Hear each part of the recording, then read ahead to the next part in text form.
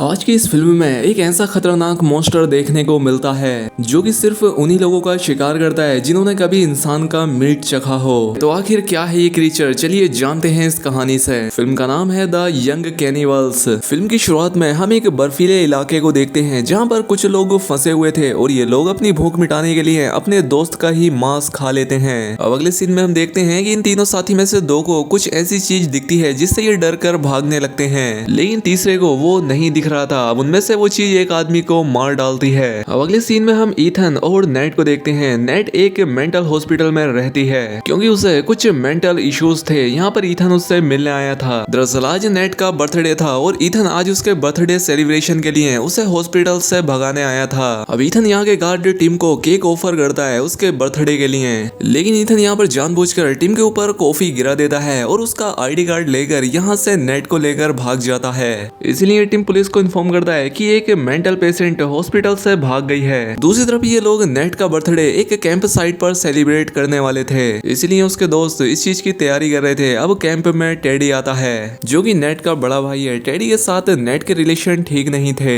अब ये देखकर एक लड़की जिसका नाम पिप था वो बहुत खुश होती है। वो टेडी को बताती है कि हम ये सब तुम्हारी बहन की पार्टी के लिए कर रहे हैं। टेडी को ये सुनकर यकीन नहीं होता क्योंकि वो मेंटल हॉस्पिटल में थी, इसलिए पिप उसे बताती है कि ईथन उसे लेने के लिए गया है। खैर अब यहाँ पर ईथन और नेट पहुंच जाते हैं जिन्हें देखकर ये सब लोग बहुत खुश होते हैं। खैर अब यहाँ पर फ्रांसिस नेट को एक गिफ्ट देती है और साथ ही कहती है कि तुम्हें अपने भाई को एक मौका देना चाहिए। फिर पिप और ईथन कुछ खाने के लिए लेने चले जाते हैं। वो पास ही के एक घर में जाते हैं। यहाँ पर ये देखते हैं कि एक आदमी इंसान का मीट काट रहा है और इस आदमी का नाम ब्लैक हुड होता है और ये वही आदमी था जो कि मूवी की शुरुआत में अपने साथियों के साथ दिखाया गया था। पिप की आवाज लगाने पर वो नीचे आता है जिस पर वो उससे कहती है कि हमें अपनी फ्रेंड की पार्टी के लिए कुछ नॉन वेज चाहिए, लेकिन ब्लैक हुड उसे इंसानी मीट दे देता है। दूसरी तरफ जब नेट एक जगह पर अकेली बैठी होती है तो टेडी उससे मिलने के लिए आता है। वो उससे बात करने की कोशिश करता है लेकिन नेट उसकी बातों को इग्नोर करते हुए यहाँ से चली जाती है। अब इसके बाद हम देखते हैं कि लोग उस लाए हुए मीट से बर्गर बनाते हैं और उन्हें खाने लगते हैं। ये लोग उन बर्गर को बड़े ही मजे से खा रहे थे, इन्हें पता ही नहीं था कि ये इंसानी मीट है। और रात में ईथन नेट को बताता है कि तुम्हारे लिए एक प्लेजेंट है जो कि कार में है। अब इनके कैंप की जगह पर वही आदमी ब्लैकवुड आता है और कहता है कि सभी लोग अपने आप को बांध लें। वो इन्हें बताता है कि जंगल में एक मॉन्स्टर है और वो मॉन्स्टर सिर्फ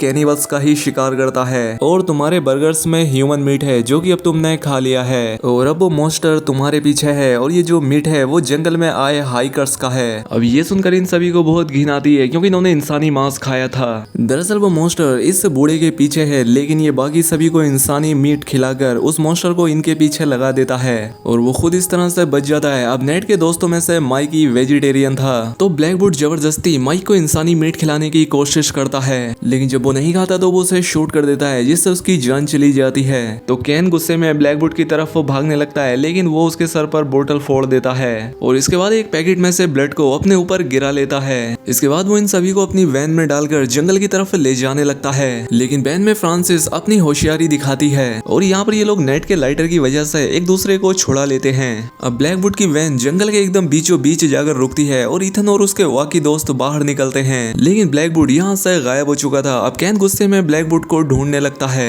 अब कैन भी जंगल में खो जाता है और ये बाकी लोग उसे ढूंढने लगते हैं, लेकिन वो क्रीचर उसे पकड़कर उसे मार डालता है। अब टेडी वैन की तरफ जाना चाहता था, लेकिन ईथन और उसके बाकी साथी कैन को ढूंढना चाहते थे और इसीलिए सभी लोग ईथन के साथ कैन को ढूंढने लगते हैं। अब ये पूरी रात इन्हें बीत जाती है, लेकिन कैम इन्हें कहीं नहीं मिलता। अब यहाँ पर टेडी अपनी बहन नेट से माफी मांगता है। वो कहता है कि मुझे माफ कर दो, मुझसे बात करने लगो, मैं तुम्हारे बुरे वक्त में तुम्हें छोड़कर चला गया था। अब यहाँ पर नेट से बातें करते हुए टेडी को जंगल में कुछ अजीब चीज दिखाई देती है। अब अगले सीन में ईथन नेट से कहता है कि हमने तुम्हें यहाँ पर लाकर गलती कर दी है क्योंकि तुम्हारी ही वजह से हम यहाँ पर फंस गए हैं। इस वजह से नेट का भाई ईथन गुस्सा हो जाता है और इसीलिए ईथन और उसमें बहस होने लगती है और इन दोनों में बात हाथापाई तक आ जाती है। अब ईथन टेडी से कहता है कि तुम्हें रात में जाकर इधर उधर नजर रखनी होगी, पहरा देना होगा। अब वो रात में जब पहरा दे रहा होता है तो उसे मॉन्स्टर की शैडो दिखती है, लेकिन तभी पीछे से फ्रांसिस आकर उससे कहती है कि क्या तुम ठीक हो। टेडी हाँ में जवाब देता है, इसीलिए फ्रांसिस सोने के लिए चली जाती है। अब आधी रात आ जाती है और टेडी को बहुत सारी आवाजें जंगल से आने लगती हैं जो कि उसी मॉन्स्टर की थी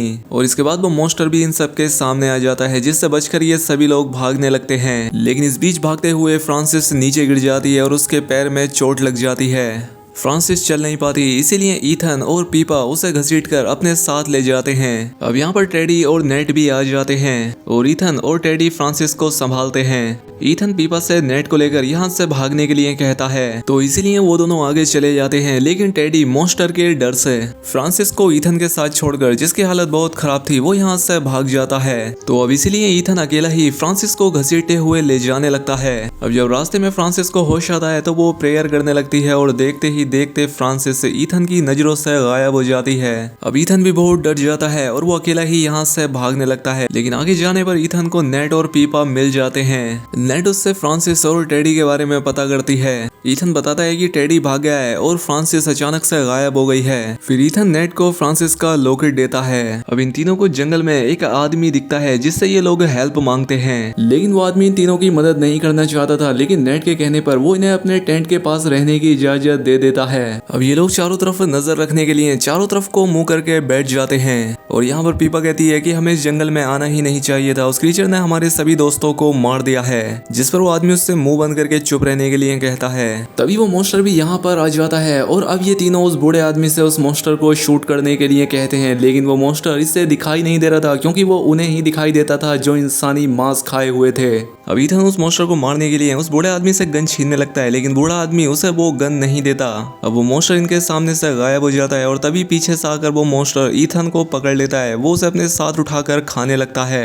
खैर, नेट के कहने पर वो आदमी अंधाधुंध फायरिंग करता है, जिससे गोली उस मॉन्स्टर को लग जाती है, लेकिन उस पर गोली का कोई असर नहीं होता। उसने ईथन को मार दिया था और अब उस बूढ़े आदमी को भी उठाकर फेंक देता है। वो क्रीचर अब पीप और नेट की तरफ बढ़ने लगता है, लेकिन पीछे से टेडी गन लेकर आ जाता है। वो इस क्रीचर को शूट करने लगता है और वो क्रीचर जमीन पर गिर जाता है। नेट उस आदमी से अपने साथ चलने के लिए कहती है, लेकिन वो आदमी जाने से मना करता है। इसके बाद ये तीनों लोग यहाँ से भागने लगते हैं, लेकिन वो क्रीचर अभी भी इनके पीछे था, इसलिए टेडी टॉर्च लेकर उस क्रीचर का ध्यान अपनी तरफ करता है ताकि नेट और पीपा यहाँ से भाग सकें। लेकिन नेट टेडी को ढूंढने के लिए जाना चाहती थी, लेकिन पीपा उसे समझाती है कि हमें भागना चाहिए। वहीं दूसरी तरफ टेडी भी उस मॉन्स्टर से बचने की कोशिश कर रहा था, लेकिन वो मॉन्स्टर टेडी को पीछे से पकड़ लेता है। वहीं नेट और पीपा अब टेडी को जंगल में ढूंढ रहे थे। नेट और पीपा चलते चलते एक ऐसी जगह पर पहुंचते हैं जहां पर वो मॉन्स्टर उन कैनिबल्स को खाता था। यहाँ पर बहुत सारे डेड बॉडीज और स्कल पड़े थे और यहाँ पर फ्रांसिस भी थी, जो कि अभी भी जिंदा थी। अब नेट को समझ आ जाता है कि ये मॉन्स्टर सिर्फ जिंदा लोगों को खाता है, ये मरे हुए लोगों को नहीं खाता। इसलिए ये लोग अपने आप को ब्लड से कवर कर लेते हैं ताकि वो मॉन्स्टर समझे कि ये मरे हुए हैं। इसीलिए नेट खुद को ब्लड से ढक लेती है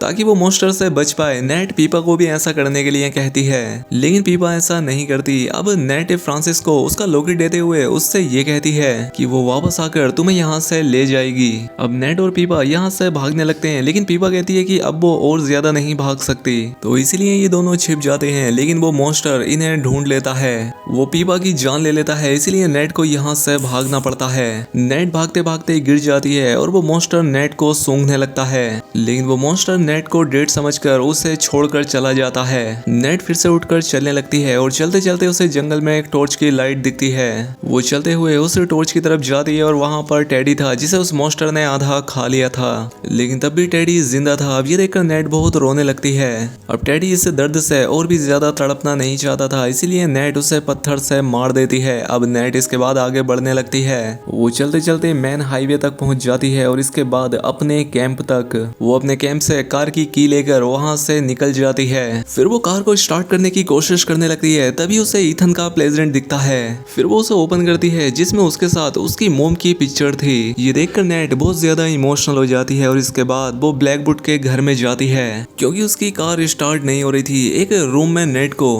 ह्यूमन मीट वाले बर्गर पैटीज दिखते हैं और ह्यूमन फ्लैशेस भी। तभी यहाँ पर ब्लैकवुड आ जाता है। वो यहाँ पर नेट को बताता है कि बहुत साल पहले मैं और मेरे दोस्त एक प्लेन क्रैश की वजह से बर्फीले इलाके में फंस गए थे। वहाँ पर हम मरने वाले थे, हमारे पास खाने के लिए कुछ नहीं था, इसलिए हमने एक अपने मरे हुए साथी का मीट खाया और वहाँ पर अकेला मैं ही सरवाइव कर पाया था। लेकिन बुरा ये हुआ था कि इंसानी मांस खाने से हमारे साथ एक राक्षस समन हो गया और अब वो नेट से अपनी जगह लेने के लिए कहता है, लेकिन नेट उस पर अटैक कर देती है, जिससे इन दोनों में फाइट होने लगती है। तभी वहां पर वो क्रीचर आ जाता है और ब्लैकवुड को काट कर मार देता है। इसके बाद वो क्रीचर नेड के पीछे लग जाता है। नेड उससे बचकर एक कमरे में छिपने लगती है, लेकिन वो क्रीचर हर जगह पर उसके पीछे आने लगता है। इसीलिए नेड एक खिड़की से नीचे कूद जाती है और कार में बैठकर उसे स्टार्ट करने लगती है, लेकिन वो कार स्टार्ट नहीं होती। लेकिन किसी तरह से वो कार को स्टार्ट कर लेती है, जिसके बाद वो क्रीचर उससे पकड़ने की कोशिश करता है, लेकिन वो कार लेकर निकल जाती है। लेकिन कुछ दूर आगे जाने पर वो वापस मुड़ जाती है और क्रीचर को मारने का डिसाइड करती है। अब वो कार को तेजी से चलाकर उस क्रीचर पर चढ़ा देती है, लेकिन इससे भी उस क्रीचर पर कोई असर नहीं होता। वो फिर से उठ जाता है और कार के अंदर आने की कोशिश करता है। जब वो कार के अंदर चला जाता है तो नेड कार से बाहर आकर कार की फ्यूल की टंकी खोल देती है और लाइटर जलाकर उसमें डाल देती है, जिससे यहाँ पर एक बहुत बड़ा ब्लास्ट होता है, जिससे वो क्रीचर बुरी तरह से जलकर मारा जाता है। अब मूवी के आखिरी सीन में नेड वहां से निकलकर उसी शहर के हॉस्पिटल में पहुंच जाती है और मूवी के आखिर में पोस्ट क्रेडिट सीन में दिखाया जाता है कि उस कार में से क्रीचर की आवाजें आ रही थी, यानी कि वो क्रीचर अभी भी जिंदा है। और इसी के साथ ये मूवी यहाँ पर खत्म हो जाती है। तो दोस्तों उम्मीद करता हूँ आपको ये वीडियो पसंद आई होगी। अगर वीडियो अच्छी लगी तो वीडियो को लाइक और चैनल को सब्सक्राइब करें। मिलते हैं हमारी अगली शानदार वीडियो में।